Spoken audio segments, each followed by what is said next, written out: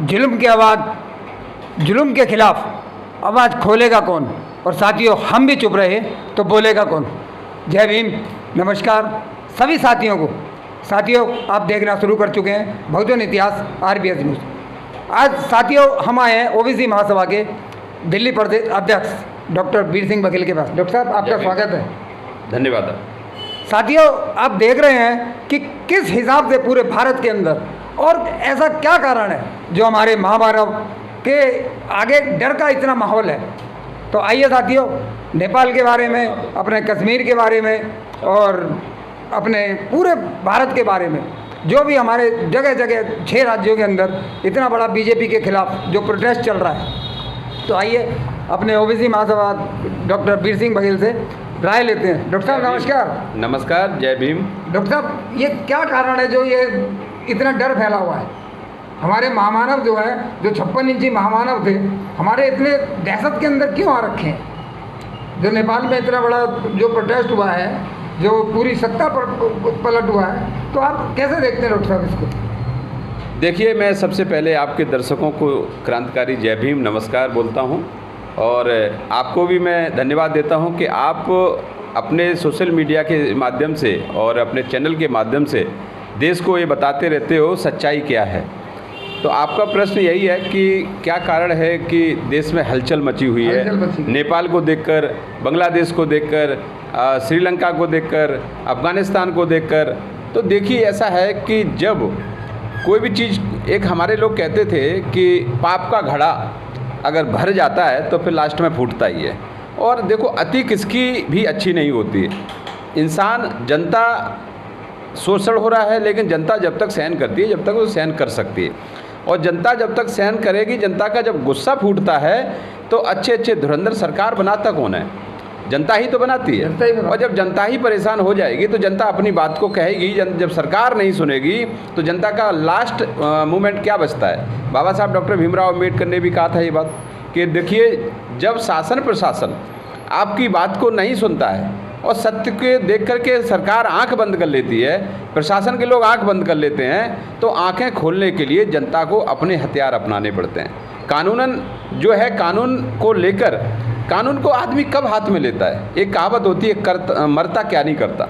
अगर कोई व्यक्ति मरने की कगार पर खड़ा हो और उसको बोला जाए कि आप ये जहर पी लो, आप जिंदा हो सकते हो, तो मजबूरी में फिर आदमी वो जहर भी पी लेता है। तो यही हो रहा है नेपाल में। नेपाल की जनता के साथ क्या किया नेपाल की सरकार ने? नेताओं, ये इतना बड़ा विद्रोह क्यों खड़ा हुआ? ये किसी ने पैसे दे करके खड़ा किया क्या? इतना पूरा का पूरा नेपाल देश जो आग में जला, और जो वहाँ के जो बड़े बड़े दिग्गज धुरंधर जो लीडर और अधिकारी मंत्री, जो जनता ने उनको नंगे करके पीटा रोड पे, तो इसका क्या तात्पर्य, क्या मतलब है, क्या उद्देश्य था जनता का? देखिए, वहाँ पर चल क्या रहा था कि भ्रष्टाचारी चरम सीमा पे थी। वहाँ के जो लीडर थे, उनके बच्चे विदेशों में पढ़ रहे हैं और जनता भीख मांगने की कगार पे। जनता वहाँ की लगातार 22, अभी मैंने देखा था, चैनल पर सुना था कि 2200 लोग डेली उनके बाहर जाते हैं पलायन करने के लिए। मतलब पलायन करते हैं नौकरी के लिए, दूसरे देशों में जाते हैं पेट करने के लिए। सबसे ज़्यादा तो हमारे भारत में ये लोग हैं, क्योंकि भारत और नेपाल का बॉर्डर लगा हुआ है, तो यहाँ पे कोई इनको वीज़ा की आवश्यकता नहीं होती, तो काम धंधे के सिलसिले में, पेट पालने के सिलसिले में दिल्ली में आ गए। और ये तो जनता आई थी। अगर सरकार को इस बात का दोष है, उनको भगाने का प्रयास कर रहे हैं भारत सरकार भी, तो मैं कहता हूँ कि भारत की प्रधानमंत्री भी तो नेपाल की प्रधानमंत्री भी तो भारत भाग के आई थी। वो अमेरिका क्यों नहीं गई भाग के? तो जब प्रधानमंत्री नेपाल का भारत में अपनी जान बचाने के लिए आ सकता है, तो नेपाल का जो छोटा मोटा कार्यकर्ता, जो कर्मचारी यहाँ पे पेट पालने क्यों नहीं आ सकता? तो ये जनता ने जो रोष दिखाया है, ये वास्तव में एक सोचने का विषय है। मैं ये नहीं कह रहा हूँ कि भारत देश में भी ऐसा हो, मैं नहीं चाहता हूँ कि हमारे भारत देश में ऐसा हो, लेकिन जनता का गुस्सा, उसको क्या करेंगे आप? जनता क्या चाहती है? जनता को क्या चाहिए? जनता जो करेगी, जनता के दिल में, जनता चुनती क्यों है नेताओं को? प्रधानमंत्री क्यों बनते हैं? ये जनता की सेवा करने के लिए। मुख्यमंत्री क्यों बनते हैं? भाई जनता की सेवा करने के लिए। जैसे अब अपने भारत में इतना बड़ा भारत है डॉक्टर साहब, ठीक है, वो कोई एक आदमी तो मतलब हमारी जनता तो संभाल नहीं सकती। जनता तो सुबह के कामों में सुबह जाती है, अपने शाम को आती है, उसको एक प्रतिनिधित्व चाहिए होता है। तो इसीलिए जनता का लोकतंत्र में होता क्या डॉक्टर साहब? लोकतंत्र में तो यही होता है ना। देखिए, ये हमारे संविधान की बहुत बड़ी खूबसूरती है कि हमारे देश में सबसे अच्छा, सुंदर, खूबसूरत लोकतंत्र है। ये डेमोक्रेसी है, ये डेमोक्रेसी कंट्री है और यहाँ एक अच्छा डेमोक्रेसी है। लेकिन बाबा साहब डॉक्टर भीमराव अम्बेडकर ने कहा था कि ये संविधान कितना भी अच्छा क्यों ना हो, अगर इसको चलाने वाले लोगों की मानसिकता अगर अच्छी नहीं होगी तो ये जनता के लिए कभी भी अच्छा नहीं हो सकता।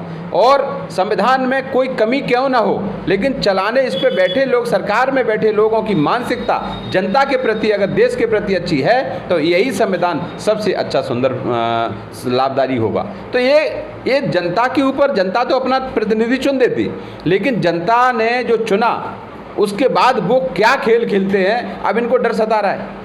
नेपाल देख लिया इन्होंने, बांग्लादेश देख लिया इन्होंने, श्रीलंका देख लिया इन्होंने और अफगानिस्तान देख लिया इन्होंने। लेकिन आसाम में, राजस्थान में, 6 राज्यों में भारत के इतना बड़ा प्रोटेस्ट चल रहा है जो मेन स्ट्रीम मीडिया बिल्कुल उसको नहीं दिखा रही है। देखिए, ऐसा है ना, यहाँ पर लोकतंत्र में 4 पिलर होते हैं। लोकतंत्र में 4 के चारों पिलर इस टाइम पे सरकार ने हाईजैक किए हुए हैं, उनको बोलने नहीं दिया जा रहा है। ये मोदी मीडिया क्या है? ये मोदी मीडिया नाम किसने रखा? एसी का नाम तो मोदी मीडिया है कि जो लोग मोदी के अलावा दूसरे किसी को दिखाते नहीं।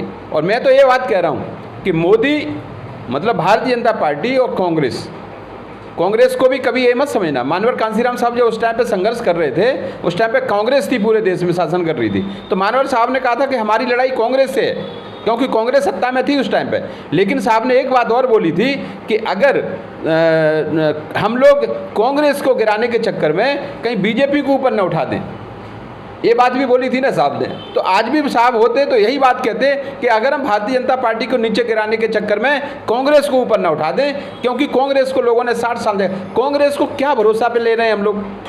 क्या भरोसे पे ले रहे हैं? क्या भरोसा है इसका? 60 साल शासन किया, क्या ओबीसी को पूरा दिया, हिस्सेदारी दी, एससी समाज को दी, एसटी समाज को दी, माइनॉरिटी समाज को दी, क्या हिस्सेदारी? और फिर हम भी कह रहे कांग्रेस जिंदाबाद। क्यों जिंदाबाद भाई? डॉक्टर साहब, कांग्रेस जिंदाबाद कहने का मतलब है जनता तो आज कांग्रेस से भी सवाल कर रही है ना कि राहुल गांधी जो संविधान लेके घूम रहे हैं वो तो सीधा बोल रहे हैं कि ये हिंदुस्तान का संविधान, हिंदुस्तान का। आपने देखा हिंदुस्तान का संविधान? हमने तो आज तक भारत का संविधान देखा। देखिए, भारत का संविधान होता है, कांग्रेस तो हिंदुस्तान का संविधान बता रहे हैं। देखिए, मैंने क्या कहा है, मानवर कांसीराम साहब, देखिए बाबा साहब और मानवर कांसीराम साहब कोई छोटी मोटी हस्ती नहीं थे, एक विद्वान व्यक्ति थे। इन्होंने हजारों साल पहले की बात को इन्होंने बोला।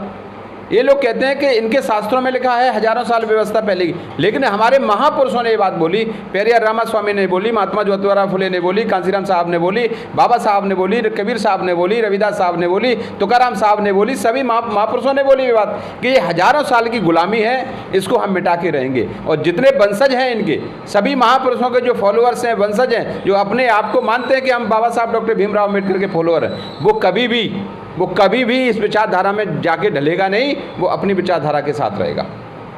तो डॉक्टर साहब कैसे देखते हैं आप? ये देखिए ना, मीडिया का इतना बुरा हाल किया, जैसे नेपाल के अंदर सुप्रीम कोर्ट का इतना बुरा हाल किया। मैं इन्हीं की भाषा में बोलता हूँ, मैं इन्हीं की भाषा में बोलता हूँ, साइंटिस्ट भाषा में नहीं बोल रहा हूँ, मैं इन्हीं की भाषा में बोल रहा हूँ कि पाप का घड़ा जिस दिन भर जाएगा उसी दिन पता चल जाएगा इनको। नेपाल की जनता तो साफ भर गया ना, वायरल हो रहे लोग। तो मैं वही तो कह रहा हूँ, मैं इन्हीं की भाषा में बोल रहा हूँ। मैं पाप पुण्य की बात नहीं करता, मैं अच्छी और बुरी की बात करता हूँ, गलत और अच्छी की बात करता हूँ। गलत नीति होती है, अच्छी नीति होती है, लेकिन मैं इन्हीं की भाषा में बोल रहा हूँ कि पाप का घड़ा जिस दिन नेपाल का भर गया, फूट गया, अफगानिस्तान का भरा, श्रीलंका का भरा और नेपाल का भरा, बांग्लादेश का भरा, नेपाल का भी भरा, भारत का भी जिस दिन इन लोगों का पाप का घड़ा फूट जाएगा, जनता उसी दिन रोड पे आ जाएगी। मतलब वहाँ की नेपाल की जनता का अब तो काफ़ी वायरल हो रहे हैं, जब से उसी दिन से वायरल हो रहे हैं। देखिए पत्रकार महोदय, ये एक बात बताऊँ, ये लोग हम इन लोगों से पहले क्या बोलते हैं, हमारे देश की जनता भोली भाली जनता है, ये सीधी सादी जनता है, गुमराह में आ जाती है। लेकिन मैंने क्या कहा कि अगर किसी भी देश को अगर एक धर्म से बांध दिया जाएगा तो वो देश बर्बाद हो जाएगा। ये बात मैं नहीं कह रहा, ये बात बाबा साहब डॉक्टर भीमराव अम्बेडकर ने कही, मानवर कांसीराम साहब ने कही, पेरियार रामास्वामी ने कही, जितने भी महापुरुष सब ने कहा कि कोई भी देश एक धर्म का नहीं हो सकता। ये हमारा भारत देश है, ये एक जाति का एक धर्म का कैसे हो सकता है? फिर बाद में कहेंगे ना सेकुलर को हटाना चाहते हैं ना, ये लोग चाहते हैं कि सेकुलर शब्द संविधान से हटना चाहिए, लेकिन नहीं हटेगा, क्योंकि बाबा साहब डॉक्टर भीमराव अम्बेडकर ने कहा था कि हिंदू मुस्लिम सिख ईसाई हम सब चारों भाई भाई। तो उसी नीति पे चलेगा ये लोग क्या कहते हैं? अभी 2 साल पहले इन्होंने क्या कहा था? इन 2 साल पहले कहा था कि नेपाल हिंदू राष्ट्र बन गया, बन गया ना हिंदू राष्ट्र, बन गया हिंदू राष्ट्र, हो गया ना बर्बाद, यहाँ भी तो 11 हो गया ना। आप हिंदू राष्ट्र को क्या, हिंदू राष्ट्र जिस दिन बन जाएगा उस दिन पाप का घड़ा भी भर जाएगा, ये भी बता रहा हूँ मैं आपको। हिंदू राष्ट्र कभी भी हिंदू राष्ट्र नहीं बनना चाहिए। ये सभी धर्मों का देश है, सभी जातियों का देश है, सभी लोगों का देश है। इसमें सभी, अगर हिंदू का उतना हिस्सा है, बुद्धिस्ट का भी उतना हिस्सा है, जैन का भी उतना हिस्सा है, मुस्लिम का भी उतना हिस्सा है और ईसाई का भी उतना हिस्सा है। ये एक धर्म का कैसे हो सकता है? अभी एक धर्म की बात कर रहे हैं, फिर एक धर्म की बात कहने लग जाओगे, नहीं ये तो एक जाति का देश है। क्या हुआ नेपाल में? क्या हुआ? ये हिंदू धर्म की आड़ में क्या किया? प्रधानमंत्री ब्राह्मण, राष्ट्रपति ब्राह्मण, सुप्रीम कोर्ट का जो चीफ जस्टिस ब्राह्मण और वहाँ का दूतावास ब्राह्मण, सभी मुख्यमंत्री ब्राह्मण। लेकिन क्या कर गए? क्या हुआ? तुम तो कहते हो ब्राह्मण बुद्धिमान होता है, लेकिन फिर हुआ क्या देश का? नेपाल का क्या हुआ? पूछो ना, मीडिया क्यों नहीं दिखा रही इस चीज़ को? मीडिया डॉक्टर साहब सारा का सारा जितना करा धरा है, आप देखते हैं किसी भी देश के तो, देखो जनता क्या है, भारत की जनता भी, नेपाल की जनता भी बड़ी सीधी जनता है। जनता को तो इतना पता नहीं होता, जनता इतनी शिक्षित भी नहीं होती है। और दूसरा कि जो मीडिया जो बता देती है, जो अखबार बता देते हैं, वही तो लोगों को तो खबर आएगी ना। एक्चुअली क्या है कि ये लोग चाहते क्या हैं, नेता चाहते क्या है कि जनता शिक्षित ना बने। बाबा साहब डॉक्टर भीमराव अम्बेडकर का नारा था ना, शिक्षित बनो, संगठित रहो, संघर्ष करो। लेकिन इन्होंने क्या कहा कि नहीं नहीं, शिक्षा मत लो। शिक्षा इतनी महंगी कर दी है, जिसके घर में 4 बच्चे, वो 1 साल की बच्चे की किताब नहीं खरीद सकता, वो किताब नहीं खरीद सकता, वो शिक्षित कैसे बन जाएगा? तो ये चाह रहे हैं कि शिक्षा जिससे शिक्षा कम रहेगी उतने ही लोग सीधे साधे रहेंगे, अनपढ़ रहेंगे, गंवार रहेंगे, धर्म के मामले में लड़ते रहेंगे। अभी कांवड़ यात्रा जाती है, दिल्ली सरकार ने क्या कहा? दिल्ली सरकार ने कहा कि एक कांवड़िए के लिए जो हम पंडाल लगाते हैं, हम उनको 10 लाख रुपए देंगे। आपने किसी स्कूल को क्यों नहीं दिए 10 लाख रुपए? किसी हॉस्पिटल को क्यों नहीं दिए 10 लाख रुपए?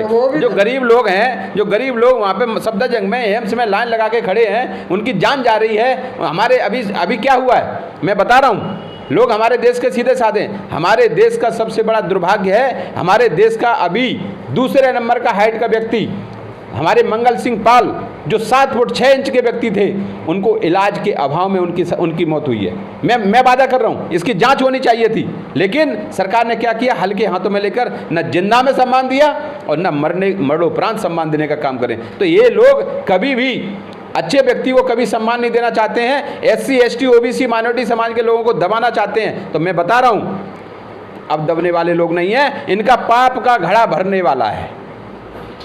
चलो डॉक्टर साहब, अभी आप देख रहे थे कि ये इतना डर डॉक्टर साहब कि अभी संजय सिंह कश्मीर के अंदर एक विधायक जी को, आपके विधायक को इन्होंने पकड़ के अरेस्ट कर लिया था उसको, ठीक है। अब संजय सिंह उसके गए, बातचीत करने गए, सरकार से बातचीत करने गए वहाँ की, तो उनको भी नजरबंद कर दिया। डरता कौन है? ये कैसा लोग? डरता कौन है? डरता कौन है? जो चोर होता है, जो चोर होता है। ईमानदार कभी नहीं डरता है। ईमानदार आदमी चोर डंके के चोट पर बैठता है कि मैं यहाँ बैठा हूँ, आइए मिलिए। लेकिन आज प्रधानमंत्री महोदय जी की बात कर रहा हूँ। प्रधानमंत्री महोदय जी 14 में प्रधानमंत्री बने और उनका रिटायरमेंट भी इसी महीने में 17 सितंबर को वो 75 साल के पूरे हो जाएंगे। और भारतीय जनता पार्टी की नीति थी कि 75 साल के बाद वो व्यक्ति को रिटायरमेंट लेना पड़ेगा। अब देखते हैं, आप सभी लोग साक्षी रहेंगे, आपकी मीडिया भी रहेगी। 17 सितंबर को प्रधानमंत्री महोदय 75 साल पूरी करने जा रहे हैं और 75 साल में इनको रिटायरमेंट होना ही पड़ेगा। मैं आपको पूछना चाहता हूँ, मेरी एक प्रश्न है प्रधानमंत्री महोदय जी से कि जितनी साल आपने शासन किया, 2014 से 25 तक 11 साल हो गई, 11 साल में आप प्रेस कॉन्फ्रेंस क्यों नहीं की? आप किसी मीडिया के सामने क्यों नहीं बैठे? अरे मीडिया भी तो आपकी है, आप मीडिया को जो क्वेश्चन लिख के दे देते वो पूछ लेते, लेकिन आप तो मीडिया में नहीं बैठे। आप मन की बात करते हो, मन की बात करते हो कि मैं मन की बात कर रहा हूँ। ये मन की बात नहीं होती, जनता के मन की बात की पूछो, जनता के क्या मन में है। जनता तैयार बैठी है, नेपाल जैसा होगा इस भारत में। मैं इस नेपाल की जो घटना है मैं उसके खिलाफ हूँ, लेकिन मैंने क्या कहा कि पाप का घड़ा जब भरता है तो जनता अपने आप रोड पे आ जाती है। जिस दिन इन नेताओं के भ्रष्टाचारी और ये केजरीवाल जी जो भ्रष्टाचार के खिलाफ अन्ना हजारे जी बैठे हुए थे, लोगों ने साथ दिया, ये आरएसएस की चाल थी, केजरीवाल जी को मुख्यमंत्री बनाया। क्या भ्रष्टाचारी खत्म हुई? क्या भ्रष्टाचार खत्म हुआ? उसी केजरीवाल जी को इन लोगों ने भ्रष्टाचार के मामले में जेल भेजा नहीं भेजा? संजय सिंह को भेजा, सत्येंद्र जैन जी को भेजा, सिसोदिया जी तो अभी भी जेल में ही है। तो ये सारे के सारे भ्रष्टाचारी लोग हैं। मैं आपको कह रहा हूँ, कांग्रेस, बीजेपी, आम आदमी पार्टी, तीनों के एक ही लोग हैं। जो कांग्रेस में लूटते रहे 60 साल जिन्होंने कांग्रेस के साथ मिलकर लूटा देश को, वही लोग भारतीय जनता पार्टी में पहुंचकर कहते हैं कि कांग्रेस लुटेरी थी। ये नहीं कहते हैं कि मैं लुटेरा था, ये कहते हैं कांग्रेस लुटेरी थी। कांग्रेस पार्टी कोई लुटेरी नहीं होती है। कांग्रेस में जो लुटेरे थे वो बीजेपी में आकर के लूट रहे हैं देश को, और जो कांग्रेस में बीजेपी में है वही आम आदमी पार्टी में लूट रहे हैं। ये सारे के सारे लुटेरे हैं। केजरीवाल लुटेरा है और सारे लुटेरे हैं लोग, सारे लुटेरे। SC ST OBC के लोग कहाँ हैं? क्यों मुख्यमंत्री नहीं बन सकता SC ST OBC समाज का, माइनॉरिटी समाज का क्यों नहीं बन सकता? क्यों नहीं बन सकता बताइए ना। केजरीवाल बनिया था और आज का जो मुख्यमंत्री वो कौन है? वो भी बनिया ही है। तो फिर हमें क्या मिला? आसमान से गिरे और खजूर पर लटक गए। हमें मिला क्या? SC ST OBC के लोग तो फिर भी भिखारी रहे, फिर भी उनको कुछ नहीं मिला। तो मैं कह रहा हूँ कि जिन लोगों की भ्रम है, ये लोगों का भ्रम है कि देखो केजरीवाल लुटेरा था, रेखा गुप्ता ईमानदार है, इसके मंत्री ईमानदार हैं, एक ईमानदारी का सर्टिफिकेट गले में टांग के चल रहे हैं। मैं तो जनता से ही वोट लेके जनता को ही बेघर कर दिया डॉक्टर। देखो मैं आपको बता रहा हूँ, जनता हमारी आज के डेट में भारत का जो एजुकेशन ग्राफ है वो 60 से 70% है। 30% लोग आज भी अनपढ़ हैं भारत में। 75 साल की आज़ादी के बाद आज भी अनपढ़ हैं। तो मैं कहना चाह रहा हूँ कि इन लोगों को समझ में आना चाहिए और इन लोगों को होश में आना चाहिए कि पाप का घड़ा जिस दिन भर गया उसी दिन जनता रोड पे आएगी। और ऐसे प्रधानमंत्री जो हाल बांग्लादेश का, नेपाल का हुआ है, कहीं मुझे भारत का भी ना हो जाए, इसका मुझे भी डर है। लेकिन मैं चाहता हूँ कि भारत की स्थिति शुद्ध रहे, अच्छी रहे, ये नेताओं की सद्बुद्धि मिले, ये जनता की बात को सुने, जनता के हक की बात करें, SC ST OBC माइनॉरिटी सभी समाज के लोगों की बात को सुने और तब जाकर के शासन को चलाएं। मैं उम्मीद करता हूँ कि इनकी जो बुद्धि है वो हमेशा देश को लूटने के लिए रही है और लूटते रहेंगे, लेकिन उम्मीद है कि जल्दी ही इनका पाप का घड़ा भरने वाला है। नहीं, हम अपने चैनल पर डॉक्टर साहब बहुजन इतिहास पे हम देखो, हिंसा का तो बिल्कुल हमारा भारत समर्थन नहीं करता। भारत एक लोकतांत्रिक देश है, हिंसा का लोकतांत्रिक देश है, हमारे संवैधानिक देश है। हमारे तथागत गौतम बुद्ध हिंसा का नहीं करते, बाबा साहब डॉक्टर भीमराव अम्बेडकर हिंसा का नहीं करते, पेरियार रामास्वामी हिंसा का नहीं, हिंसा का तो ये करते हैं ना। जनता तो इनका विरोध चल रहा। देखिए कल हमारे माना अपने प्रधानमंत्री जी बनारस का दौरा करने के, जबकि उनका संसदीय क्षेत्र है बनारस, वहाँ इनको कांग्रेस के नेता जो इनके विरोधी नेता है, उन नेताओं को सबको नजरबंद करना पड़ा डॉक्टर साहब। देखिए जनता तो थी नहीं। देखिए मैं क्या कह रहा हूँ कि इनका अंतिम समय चल रहा है। अगर अच्छे से गुजार लेंगे, देश को छोड़ देंगे लूटने से, तो जनता थमी रहेगी और नहीं, जनता जल्दी ही रोड पे आने वाली है, ये मैं पूरा भरोसा दिला रहा हूँ आपको। चलिए, ये थे हमारे OBC महासभा के हमारे डॉक्टर साहब, जो कि आज डॉक्टर साहब से हमारी चाय पर चर्चा हुई। डॉक्टर साहब के पास समय रहता नहीं है, तो बस इतना ही आपको हम समय दे पाएंगे। डॉक्टर साहब से बहुत बहुत डॉक्टर साहब आपका धन्यवाद। जय भीम, जय भारत, जय संविधान। Thank you.